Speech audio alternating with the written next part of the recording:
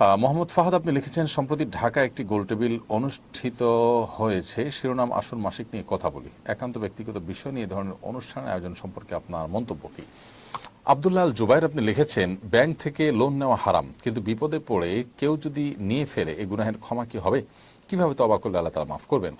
নদী এআইডি থেকে আপনি লিখেছেন, কিভাবে দোয়া করলে দোয়া কবুল হয়? আলী হাসান লিখেছেন, আমি যে দোকানে চাকরি করি সে দোকানে মালিক মাঝে মধ্যে দোকানে থাকেন না, তখন দোকান বন্ধ করতেও নিষেধ করে যান। আমার তখন দোকানে নামাজ পড়া লাগে, এখন কি ওই জায়গায় চাকরি করা আমার জন্য জায়েজ হবে? শামসুল ইসলাম আপনি লিখেছেন, আমার বয়স ৩৫, আমি কোরআন হিফজ করতে চাই, আমি কিভাবে তা করতে উদ্যোগ নিতে পারি, পরামর্শ দিতে অনুরোধ করছি। মোবাশ্বির আলী আপনি লিখেছেন, বর্তমান অনেক আলেম বিয়ের সময় মেয়ের সামনে বসে কবুল পড়ায়, এটা কতটুকু ইসলাম সম্মত?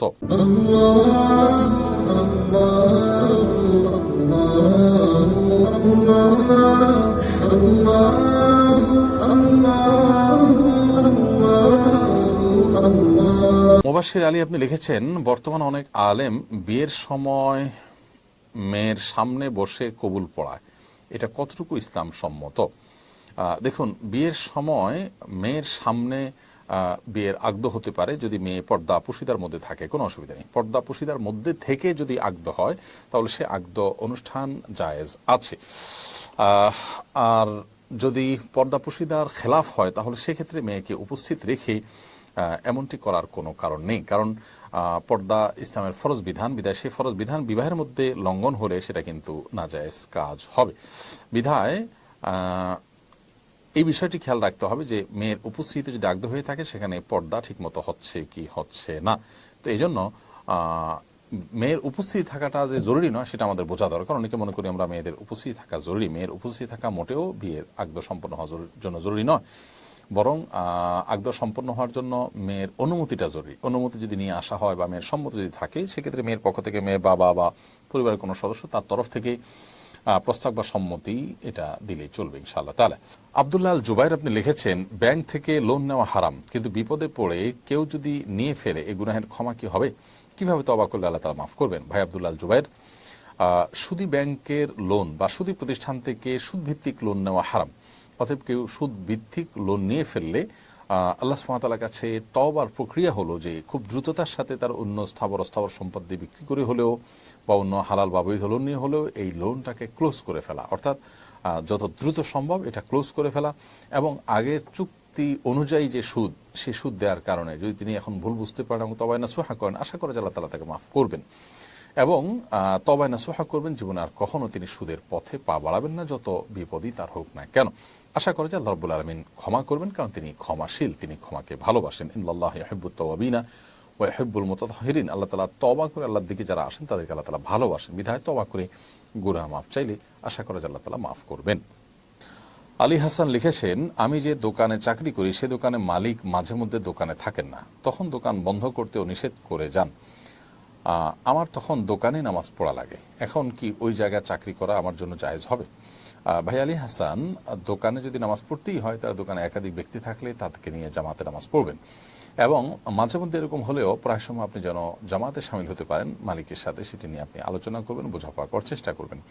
আর যদি আপনার সাথে আর কেউ না থাকে বা কেউ আপনাকে তিনি জামাতে নামাজ পড়ার কোনো সুযোগ না দেন, তাহলে সেক্ষেত্রে অবশ্যই আপনি বিকল্প কোনো চাকরি খোঁজার চেষ্টা করবেন এবং আল্লাহ তাআলার উপরে আস্থা রাখবেন, ভরসা রাখবেন। আল্লাহ তাআলা আপনার রিজিকের ব্যবস্থা ইনশাআল্লাহ অবশ্যই করবেন। সেভাবে সিরিয়াসনেসের সাথে আপনি চেষ্টা করবেন এবং বিকল্প নিয়ে ভাববেন। নদী এআইডি থেকে আপনি লিখেছেন, কিভাবে দোয়া করলে দোয়া কবুল হয়? দেখুন, দোয়া আল্লাহ তাআলার সবচেয়ে প্রিয় আমল, বান্দার এই আমলটি আল্লাহ সবচেয়ে বেশি পছন্দ করেন, বিধায় দোয়া আমাদের করা উচিত। দোয়া কবুলের প্রক্রিয়া তিনটি হয়ে থাকে হাদিসের আলোকে। একটা হলো আমি যা চাইলাম কাঙ্ক্ষিত তা পেয়ে গেলাম, আরেকটা হলো যা চাইলাম তা পেলাম না কিন্তু বিপরীতে এমন কিছু পেলাম যেটা আসলে এই দোয়ার চাইতেও, যেটা কাঙ্ক্ষিত আমি চেয়েছি দোয়ার মাধ্যমে, এর চাইতেও গুরুত্বপূর্ণ কিছু, সেটা যদি আমি পেয়ে যাই তাহলে সেটা হবে এর চাইতেও গুরুত্বপূর্ণ। হতে পারে আমি আমার জন্য একটা জিনিসকে ভালো মনে করে আল্লাহর কাছে চাইছি, আল্লাহ তাআলা সেটা না দিয়ে অন্য একটা জিনিস দিলেন যা আমি আসলে চাইনি, অথচ সেটা আমার জন্য আরও বেশি ইম্পর্টেন্ট। এরকম অনেক সময় আমাদের দোয়া কবুল হয়। আবার কোনো কোনো ক্ষেত্রে আমার কাঙ্ক্ষিত বিষয়টা দুনিয়ার তার কোনো বিনিময় না দিয়ে আল্লাহ তাআলা আখিরাতে তার বিনিময় দিবেন। এটাও দোয়া কবুলের একটা প্রক্রিয়া এবং পদ্ধতি। তো সব ক্ষেত্রেই আল্লাহ রাব্বুল আলামিনের কাছে বান্দা কল্যাণের আশা করবেন। এবং কখনো নিরাশ হবেন না। দোয়া কবুলের শর্ত পূরণ করে দোয়া করলে ইনশাআল্লাহ দোয়া কবুল হবে, সেই ব্যাপারে জোরালোভাবে তিনি আশা রাখবেন। হালাল ভক্ষণ থাকা, হালাল উপার্জন থাকা, সেই সাথে অবৈধ বা অন্যায় কোনো কাজের জন্য দোয়া না করা, দোয়া করে দোয়া কবুলের জন্য তাড়াহুড়া না করা, এই বিষয়গুলো দোয়া কবুলের জন্য মৌলিকভাবে শর্ত। শামসুল ইসলাম আপনি লিখেছেন, আমার বয়স 35, আমি কোরআন হিফজ করতে চাই, আমি কিভাবে তা করতে উদ্যোগ নিতে পারি, পরামর্শ দিতে অনুরোধ করছি। ভাই শামসুল ইসলাম, 35 বছর বয়সে কেউ চাইলে কোরআন কারীমের হিফজ করতে পারে। আপনার তেলাওয়াত যদি বিশুদ্ধ না থাকে তাহলে আপনার প্রথম কাজ হবে তেলাওয়াত বিশুদ্ধ করা। আপনার আশেপাশে কোনো মসজিদের ইমাম, খতিব, কোনো হাফেজ, এরকম কোনো ব্যক্তির শরণাপন্ন হয়ে তাদের মাধ্যমে কোরআন কারীমের বিশুদ্ধ করার কাজটি আপনি সব কিছুর আগে করবেন। এর পাশাপাশি আপনি যদি সুযোগ পান তাহলে সেক্ষেত্রে আপনার দায়িত্ব হবে হেফজ শুরু করে দেওয়া। কোনো একজন হাফেজে কোরআন যিনি কোনো একটা মসজিদের দায়িত্ব পালন করছেন অথবা কোনো একটা মাদ্রাসার দায়িত্ব পালন করছেন, এক কথা যিনি হাফেজ, এরকম কোনো ব্যক্তির শরণাপন্ন হয়ে তার সহযোগিতা নিয়ে আপনি প্রতিদিন একটু একটু করে তেলাওয়াত করবেন এবং যেটা তেলাওয়াত করছেন সেটা সালাতের মধ্যে, নামাজের মধ্যে বারবার করে নফল নামাজে, ফরজ নামাজে আপনি পড়তে থাকবেন। ইনশাআল্লাহ আপনি এভাবে যদি ধীরে ধীরে শুরু করে দেন, আশা করা যায় আল্লাহ রাব্বুল আলামিন একসময় আপনাকে অবশ্যই তৌফিক দান করবেন এবং আপনি ইনশাআল্লাহ তাআলা আপনার কাঙ্ক্ষিত জায়গায় পৌঁছতে পারবেন, অর্থাৎ আপনি আপনার হিফজ সম্পাদন করতে পারবেন। আল্লাহ তাআলা আপনাকে সেই তৌফিক দান করুন, আমরা মনে প্রাণে আপনার জন্য দোয়া করছি। মোহাম্মদ ফাহাদ আপনি লিখেছেন, সম্প্রতি ঢাকায় একটি গোলটেবিল অনুষ্ঠিত হয়েছে, শিরোনাম আসুন মাসিক নিয়ে কথা বলি। একান্ত ব্যক্তিগত বিষয় নিয়ে ধরনের অনুষ্ঠান আয়োজন সম্পর্কে আপনার মন্তব্য কী? এটা আমার মনে হয় অতি সম্প্রতি নয়, তবে সম্প্রতি এটা নিয়ে আলোচনা উঠেছে। তবে এ ধরনের অনুষ্ঠান প্রায় হয়ে থাকে আমাদের দেশের শিক্ষা প্রতিষ্ঠানগুলোতে সচেতনতার নাম দিয়ে মাসিক এবং এ জাতীয় বিষয়গুলোকে নিয়ে খোলামেলা আলাপ আলোচনা করার জন্য একটা শ্রেণী মানুষ আমাদের সাধারণ কিশোর কিশোরীদেরকে এবং শিক্ষার্থীদেরকে উদ্বুদ্ধ করছে। প্রশ্ন হলো যে মাসিকের মতো বিষয়কে খোলামেলা কেন আলাপ করতে হবে? তারা বলছেন ট্যাবু ভাঙবেন। এই ট্যাবু ভাঙতে হবে কেন? অর্থাৎ তথাকথিত ট্যাবু ভাঙার নামে আপনি মাসিকের মতো একান্ত ব্যক্তিগত এবং সিক্রেট পার্সোনাল বিষয়গুলোকে খোলামেলা আলোচনা কেন করছেন? আমরা অনেকেই হয়তো জানি না যে এই চক্র বিদেশি এনজিও এবং তাদের মদতদাতা, তাদের এদেশি এজেন্ট যারা আছে, তারা এই মাসিক নিয়ে আপনার আলাপসালাপ, প্যাড নিয়ে আলাপসালাপ, এই জাতীয় বিষয় নিয়ে আলাপসালাপ তারা স্কুলে খুল্লম খোলা করার জন্য তারা ক্যাম্পেইন করছে এবং রীতিমতো আমাদের অনেকের কাছে এটা বেশ মানে গা সওয়া নয়, শুধুমাত্র অনেকে এটাকে অ্যাপ্রিসিয়েট করছি, আমরা মনে করছি যে কাজটা হয়তো ভালো। আমার প্রশ্ন হলো যে মানব ইতিহাসের শুরু থেকে আজও পর্যন্ত মেয়েদের যে মাসিক হয়ে থাকে, এই মাসিক নিয়ে খুল্লম খোলা আলাপ আলোচনা না হওয়ার কারণে কি ক্রাইসিস তৈরি হয়েছে, সমস্যাটা কি তৈরি হয়েছে? যদি বলেন যে কোথাও কোনো মেয়ে এ সম্পর্কে খুব বেশি খোলামেলা না হওয়ার কারণে বা না বলতে না পারার কারণে তার কোনো সমস্যা হয়েছে, তো সেটার রেশিও কতটুকু?